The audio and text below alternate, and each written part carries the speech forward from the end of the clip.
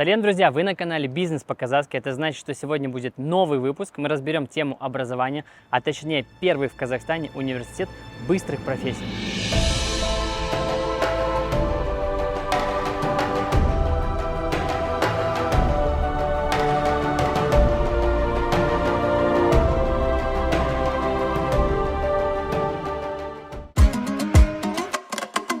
Друзья, знакомьтесь, это Диана, основатель Камаландин University.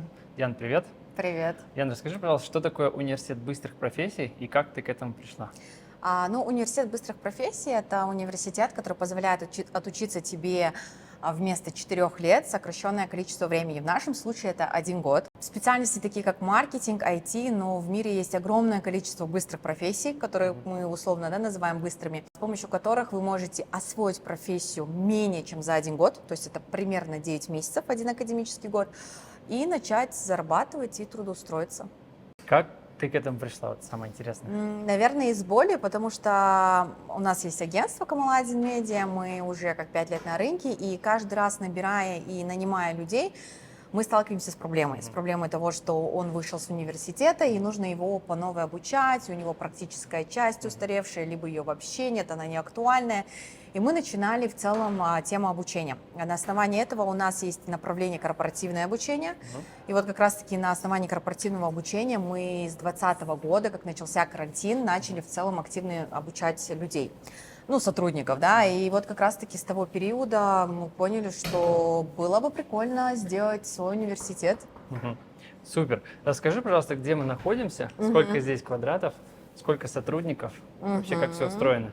Здесь сейчас мы находимся, мы так называем это место как фронт-офис, где есть основные сотрудники, которые непосредственно работают с теми, кто хочет поступить. Здесь 156 квадратов вместе с кухней и где-то в районе вместе с приемной комиссией сотрудников так 25 примерно. 25 постоянных сотрудников. Да. А какая здесь аренда? В месяц мы платим 1 500 000. 1 500 000? Да. Это считается нормальная цена для этого района? Для этого района, в принципе, учитывая, что мы берем все это с мебелью, то есть мы не вложились в мебель, это достаточно приемлемая цена. Плюс ко всему есть момент, конечно, связанный с тем, что мы очень на скорую руку искали место. То есть у нас был ранее другой офис, тоже симпатичный, классный, просторный, но по локации он нам не совсем нравился, потому что это новый в целом район, хотелось находиться здесь. А какие были вложения первоначальные? Ремонт, может быть, какое-то оборудование? Не, на самом деле вложения были изначально, когда мы только проект открывали? Или в целом, сейчас? Да. Можно, когда открывали, можно сейчас. В целом это маркетинг. Вот вся история с маркетингом связана, потому что мы вложили достаточно хорошие деньги в маркетинг и ФОТ, то есть фонд оплаты труда. На моменте старта я вложила порядка 20 миллионов тенге. 20 миллионов? Да. А что туда именно входило? Только на маркетинг? Маркетинг, ФОТ. То есть найм людей, потому что необходимо было изначально. То есть у нас какая история? Ты сначала вкладываешься, создаешь продукт, выстраиваешь все бизнес-процессы, и потом у тебя идут продажи. Поэтому здесь мы условно вложили все, что необходимо было в маркетинг. Помещение. Был ли ремонт или сразу уже готово? На тот момент мы взяли... Кстати, в эти 20 миллионов это тоже входило. Мы взяли просто, помещение, полностью оборудовали ее мебелью. Да, то помещение или это? То старое, да. А про это я что потом скажешь? фоточки отправлю, если что. Про это мы сюда заехали на готовую. Уже все было готово? Да, здесь все было готово. Дастан, расскажи, пожалуйста, как все происходит, какие процессы у вас происходят в университете? У нас в университете, конечно же, есть основатель. Основатель, Диана, непосредственно принимает решения, конечно же, внедрена в процессы. Но есть также я, операционный директор. Я отвечаю за все направления, как раз таки курирую все блоки университета. Это продуктологи, это сопровождение студентов, это сама платформа, это отдел продаж, наши консультанты, маркетинг, то есть все блоки тоже непосредственно курирую я. Какие у вас в университете есть форматы обучения? У нас есть 2 формата обучения на сегодняшний день. Это офлайн обучение, то есть студенты, как и в обычной среде, приходят, обучаются офлайн, вживую с преподавателем. И есть онлайн обучение. Это как раз таки, если человеку удобнее по тем или иным причинам обучаться в онлайне, они подключаются в онлайн через нашу платформу.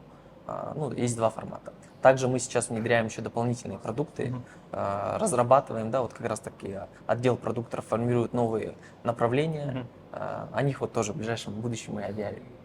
То есть пока не Пока, да, все в разработке. А какой формат более актуален и популярен? Онлайн или офлайн? Ну, это все зависит, конечно, от человека, от Ну, среди человека. ваших... В прошлом году было так, что онлайн был прям максимально популярен. Так. В этом году это офлайн. Оффлайн, да? Однозначно офлайн. А какие университеты вы выбираете, где вообще проходит онлайн обучение? Онлайн, Оффлайн. офлайн обучение. Офлайн у нас есть сеть партнеров, да, там партнеры, вузы-партнеры. Это Каспиан университет, это Евразийский технологический университет. В прошлом году это был Сатпаев университет. То есть это те вузы, в которых непосредственно проходит офлайн обучение. То есть вы как-то договариваетесь с ними, берете в аренду аудиторию? Нет, И- это все на win-win условиях. То есть Ага. партнерские взаимоотношения. В некоторых мы договариваемся так, что мы закрываем их блок маркетинга, они признают наше обучение, качество нашего обучения. И своих студентов они подсаживают к нам. То есть их студенты также проходят наше обучение. Там, где-то на каких-то, может быть, медиа договоренностях, да, что Диана все равно медийная личность, где-то может Где-то их пиар. и для их бренда, конечно же, это важно, что Камаладин University там, совместно с Евразийским технологическим университетом там, открыли новую программу. То есть им тут выигрывают все. Здорово, здорово. Диана, расскажи, пожалуйста, вот ты говоришь 25 сотрудников. Какой у них зарплатный фонд? Это, наверное, тяжело содержать такой штат? Ну, на самом деле, самая большая статья расходов – это как раз-таки ФОТ, ну, то есть фонд оплаты труда. Мне кажется, в самых таких передовых компаниях, которые очень быстро развиваются, растут, это всегда такой, ну, достаточно большой этот объем расходов. Самая минимальная заработная плата у сотрудника составляет в районе 200 тысяч тенге. Это самая минимальная. А самая максимальная составляет в районе 1 миллиона тенге. То есть вот разбег от Что 200... за специалист такой? Да. Получает? Есть такие. Есть такие. Есть даже, причем, специалисты, которые не сидят в офисе, они на аутсорсе, мы их не видим. Допустим, тот же дизайнер, он у нас вообще проживает в другом городе, в Кустанае, и мы с ним в онлайне работаем. Ну, как бы все прекрасно, классно. Так как мы сами взращиваем специалистов будущих, мы понимаем, что за крутого, классного специалиста готовы хорошо и много платить. Ну вот, наш разбег это от 200 до миллиона. То есть 200 это джуниор, самый маленький, который вот, ну, условно там, я не знаю, у которого нет еще полноценного года опыта работы, и непосредственно он вливается только-только в колею. Вот. А вот такой вопрос. Выгодно ли содержать штат или все-таки на аутсорсе людей держать? Здесь когда как, в плане чего? Конечно, выгоднее в рамках эффективности содержать штат. Эффективность это что? То есть ты условно с 10 до 7, ты работаешь с сотрудником, ты ставишь задачи и многое другое. Когда ты работаешь на аутсорсе, это значит, что у тех людей, кто на тебя работает, есть еще огромное количество таких же, как и ты, заказчиков. От этого всегда возникают проблемы с дедлайнами. Так как я уже в целом в бизнесе последние 5 лет, и вся история с аутсорсом, это всегда вот то, что, дедлайны. И из-за этого потом у тебя происходит в бизнесе простое. Поэтому, если тебе нужно что-то быстро сделать на раз, краткосрочное, взять и забыть, тогда аутсорс это идеальное решение. Зачем тебе держать там целый штат, ты можешь просто отдать, они тебе запустили, там, не знаю, тот же таргет, да, и все. Но вот сейчас, допустим, мы уже доросли до такого уровня, что содержать в целом диджитал команду, если до этого диджитал команда у нас была на аутсорсе, она нам нужна была только в летний период, когда мы запускали продукт, то сейчас диджитал команда нам нужна на постоянной основе. Все, мы уже должны, получается, брать их в штат. Это плюс еще сотрудники. Так, теперь тема преподавателей. Сколько их и какие у них условия? Преподавателей очень много. Очень много. Условия у них на самом деле чуть лучше, чем у традиционных вузов. Я буду говорить по часовую оплату. Часовая оплата стоит у нас 5000 тенге на преподавателя. Если мы берем в целом... От 5. От 5 и выше, да. Если мы берем в целом, условно, вот этот вот уровень университетов, и где университеты платят по часам, то, соответственно, мы конкурентоспособные часы даем, то есть по оплате. Вот. А преподавателей много, точно свыше 50. Это прям точно, да, свыше 50. У вас получается два направления. Это Да. IT-маркетинг. Мгм.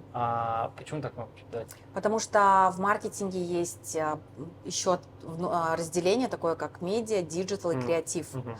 И в IT есть блокчейн, Мгм. фронт-энд и бэкэнд. Мгм. И на каждое направление нужен свой специалист, свой преподаватель. Мгм. И то это от 50. Это не считая, что мы зовем всегда на мастер-классы и гостевые лекции внешних людей. Мгм.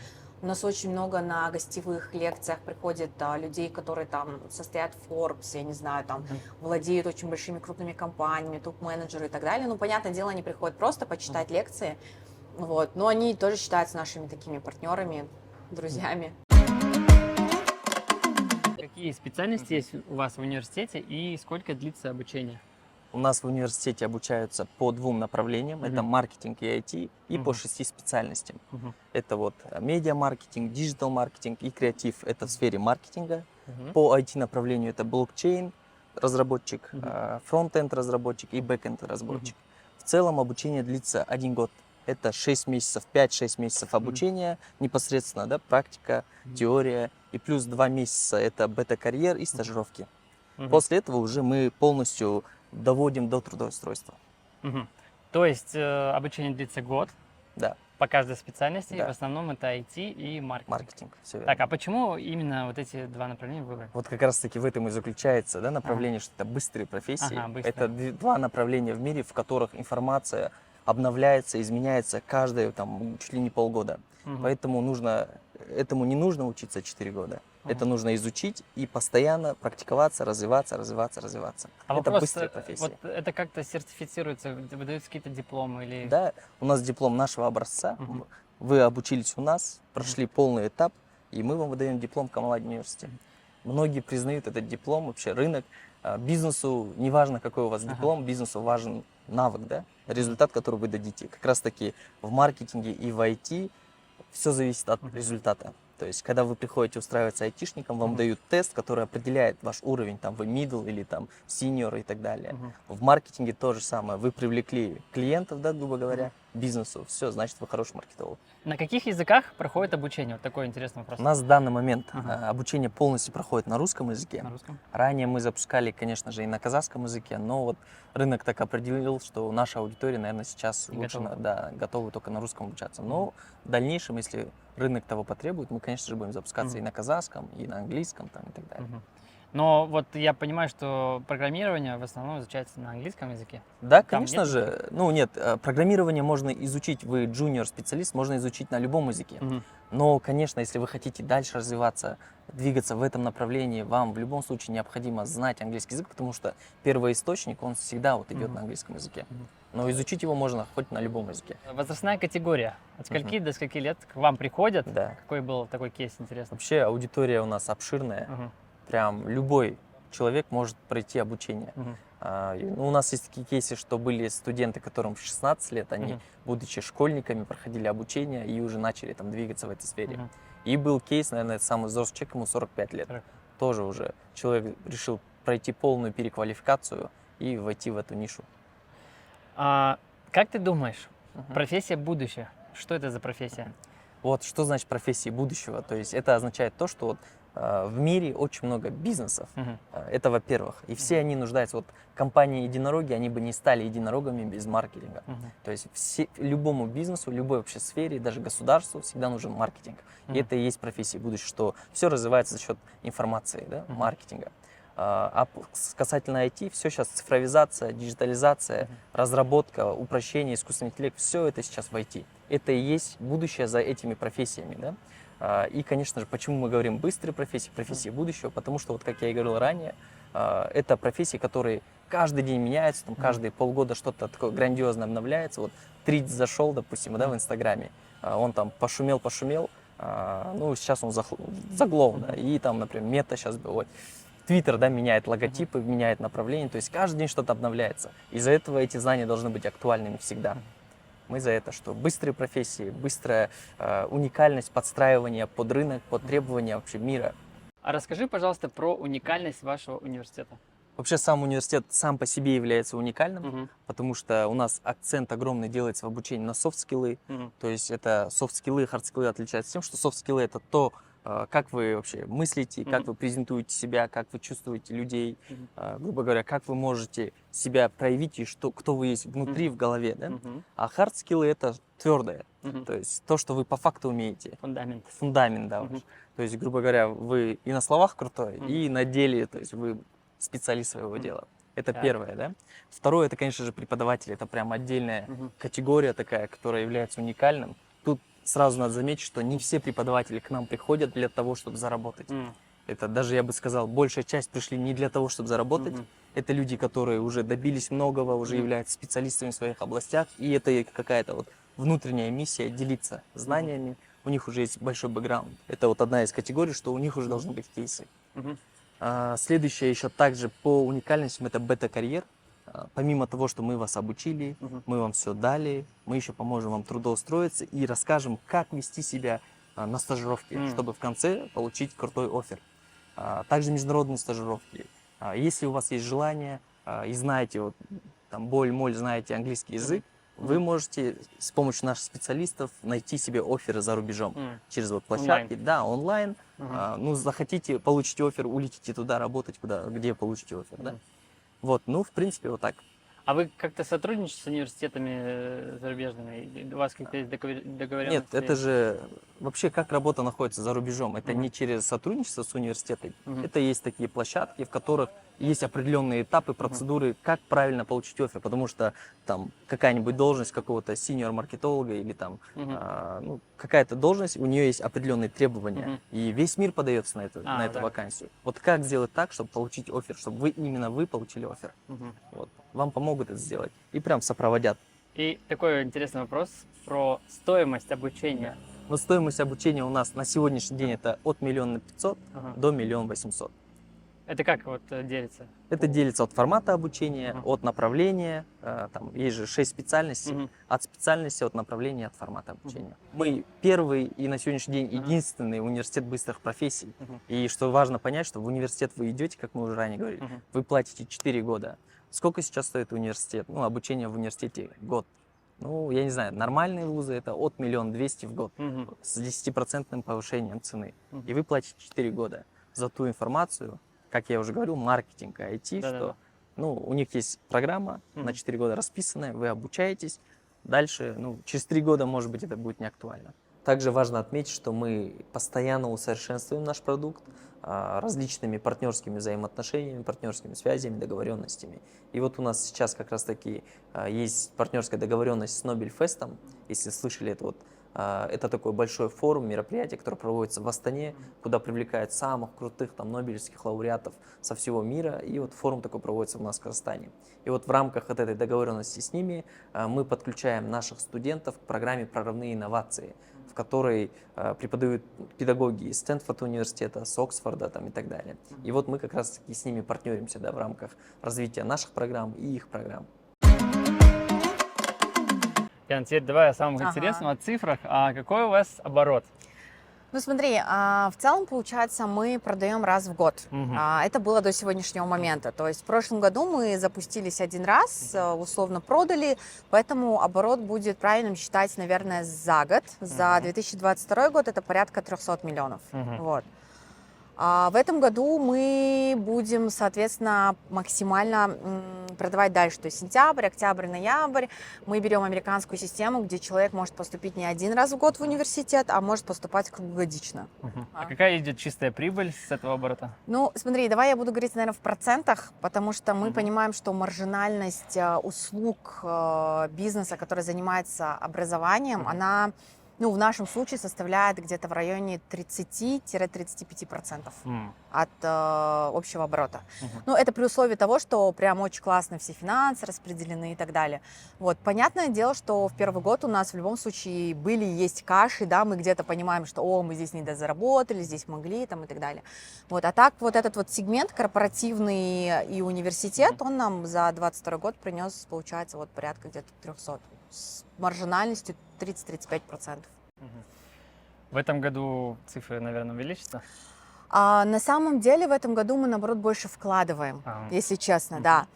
То есть мы все средства из 22 года перетаскиваем в 23, и то, что сейчас мы зарабатываем, мы вкладываем и в здание в какое-то собственное, да, и в лучше, в качественнее, в маркетинг, и в продукт. Соответственно, даже есть вероятность того, что в этом году, может быть, мы не прям так заработаем много, но это же история про такой, знаешь, долгосрочный формат бизнеса, поэтому плюс-минус, скорее всего, будет как и 22 год, скорее всего.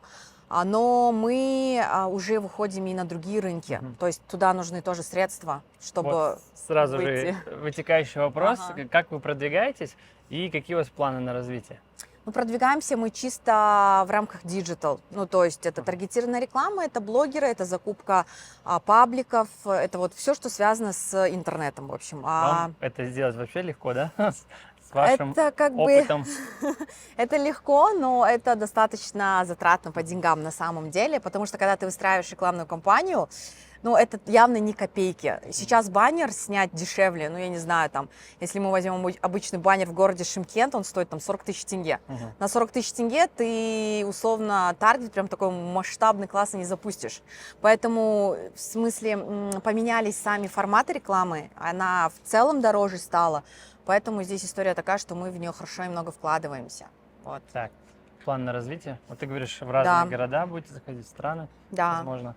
Планы на развитие, они есть. У нас вот предстоит в Астане открытие. Мы очень много сейчас и копим денег туда в том числе. Вот. Это оффлайн, получается. Это или и нет? офлайн, и онлайн представительство. И хотим выйти просто на Центральную Азию. Ну, потому что у нас есть студенты с Бишкека, у нас есть, в смысле, с Кыргызстана студенты. В целом нам интересна Россия, как бы какая бы сейчас ситуация там ни была, она нам интересна, потому что оттуда тоже есть студенты. Вот. Диана, спасибо большое за то, что пригласила к себе в гости, рассказала нам про свой университет быстрых профессий. На самом деле очень интересная и актуальная тема. Можешь, пожалуйста, дать совет нашим зрителям? Может быть, кто-то тоже захочет открыть хотя бы свои курсы образовательные, может быть, Да. какой-то университет даст. Вообще в теме услуг и в теме образования я могу посоветовать выделить внимание и фокус на 3 позиции. В первую очередь это продукт. Должен быть офигенный, крутой продукт, который вы будете любить, который вы будете постоянно изучать, и самое главное, который будет нужен рынку, да, то есть на него будет спрос. На втором месте всегда должен быть маркетинг. Неважно, какая у вас ситуация в компании, нужно всегда уделять время и деньги маркетингу. И третье – это продажи. Выстраивайте внутренний классный крутой отдел продаж, который будет вам, соответственно, подтверждать, что у вас, да, крутой продукт и ваш маркетинг актуален, и, соответственно, он на рынке. Вот эти вот 3 позиции именно по очередности: продукт, маркетинг, отдел продаж. Тогда ваша компания не будет, наверное, стоять, она не будет с кассовыми разрывами, она не будет максимально вот в таком состоянии, когда вы вроде бы открыли образовательный проект, а на рынке дофига образовательных проектов. Это та же история, как и с салонами красоты, с ресторанным бизнесом, да, продукт, маркетинг, отдел продаж. Все, это как бы, ну, составляющая основная. Супер совет, Диана, даже добавить нечего, спасибо. Все, спасибо вам.